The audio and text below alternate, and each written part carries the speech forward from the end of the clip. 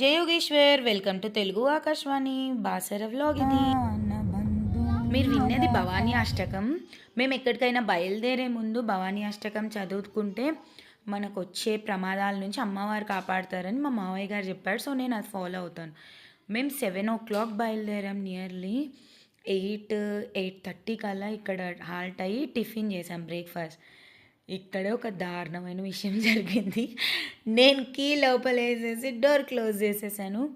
పాపం చాలా ట్రై చేశారు మా వారు, వేరే వాళ్ళు కూడా హెల్ప్ చేశారు మాకు. చాలా చాలా రకరకాల ప్రయత్నాల తర్వాత ఇంకా మన వల్ల అవ్వదని మెకానిక్కి చెప్పాం. మెకానిక్ 1500 అడిగాడు. బట్ స్టిల్ తప్పదు కదా, మెకానిక్నే పిలిచి తీయించాల్సి వచ్చింది. సేమ్ మన టెక్నికే యూజ్ చేసి తీసాడు, కానీ 1500 ఛార్జ్ చేశాడు. మెకానికల్ సిటీ లైఫ్స్ నుంచి చాలా రోజుల తర్వాత నేను ఈ రైల్వే ట్రాక్, రైల్వే గేట్ ఇవన్నీ చూసానేమో అనిపించింది. తర్వాత మేము బీజాక్షర క్షేత్రంకి వెళ్ళాం. ఫస్ట్ నేను ఇలానే టీవీలో చూసాను, సుమన్ టీవీ వాళ్ళు రన్ చేసిన షో.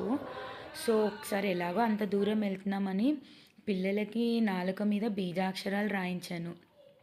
మా చిన్నోడు ససేమిరా కూర్చోనంటే నేను కూర్చోబెట్టి రాయించాను. ఏమో నిజంగానే బీజాక్షర వాళ్ళ వల్ల పిల్లల జ్ఞాన వృద్ధి జరిగితే ఇంక అంతకన్నా మనకు సంతోషం ఏముంది. కానీ ఇవాళ వెళ్ళడం చాలా చాలా బాగా అనిపించింది. వాళ్ళు మేము వెళ్ళిన రోజు భీష్మ ఏకాదశి. కొంచెం రష్ అయితే ఉన్నారు బాసర్లో. ఇక్కడ మేము వెళ్ళాక జనాలు వచ్చారు, అప్పటి వరకు చాలా ఖాళీగా ఉండింది. వాళ్ళు అక్కడ శనివారం అయితే భోజనం కూడా ప్రొవైడ్ చేస్తున్నారు. వచ్చేసాం బాసరకి. బాసరలో నార్మల్ అక్షరాభ్యాసానికి అయితే 150, స్పెషల్ అక్షరాభ్యాసానికి అయితే 1000 రూపీస్ ఛార్జ్ చేశారు. మేము స్పెషల్ అక్షరాభ్యాసం టికెటే తీసుకున్నాము. ఏమీ ఉండదు. స్పెషల్ అక్షరాభ్యాసంలో అయితే అమ్మవారు ముందున్న హాల్లో కూర్చోబెట్టి అక్షరాభ్యాసం చేయిస్తారు. అయితే మేము అక్కడ లోపల ఓన్లీ పంతులు గారు ఒకేసారి రాయించి ఇచ్చేశారు బాబుకి.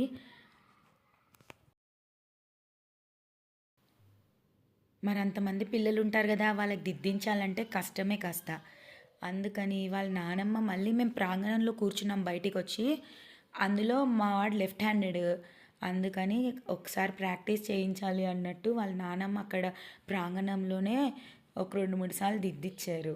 వాడు మనం చేయి పట్టుకుంటే అస్సలు వినడు. మా పెద్దన్న అయితే 4 తగిలిచ్చైనా మనం అనుకున్నది చేయొచ్చు, కానీ మా చిన్నోడు అస్సలు అమ్మ బాబాయ్ మోనార్క్. మా పెద్దోడికి కూడా ఎలాగో నోట్స్లో రాయించాము ఓమని పంతులు గారి చేత.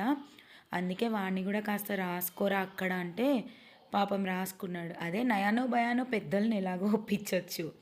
తర్వాత మేము గోదావరి స్నానఘాట్కి వెళ్ళాం, కానీ అక్కడ స్నానాలు అవి చేయలేదు. బాబు కాసేపు హార్స్ రైడింగ్ చేశాడు. తర్వాత మేము బోటింగ్ కూడా చేసినాం. మా చిన్నోడు చాలా భయపడ్డాడు హార్స్ రైడింగ్ అంటే. తర్వాత ఏమో మేము వెళ్ళిపోతుంటే హార్స్ రైడింగ్ చేస్తా అన్నాడు. బోట్ రైడ్ చాలా బాగా అనిపించింది. 100 రూపీస్ పర్ హెడ్. చాలా బాగా అనిపించింది. పిల్లలకైతే ఏం తీసుకోలేదు. మా చిన్నోడు ఈ బోట్ ఎక్కుతుంటే కూడా ఒకటే భయపడ్డాడు, కానీ ఎక్కాక బాగా ఎంజాయ్ చేశాడు.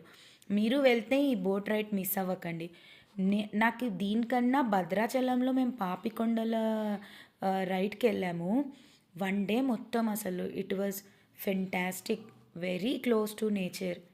చాలా బాగా అనిపించింది. ఈ రైడ్ కూడా కొద్దిసేపే, 10 నిమిషాలే అయినా బాగా అనిపించింది.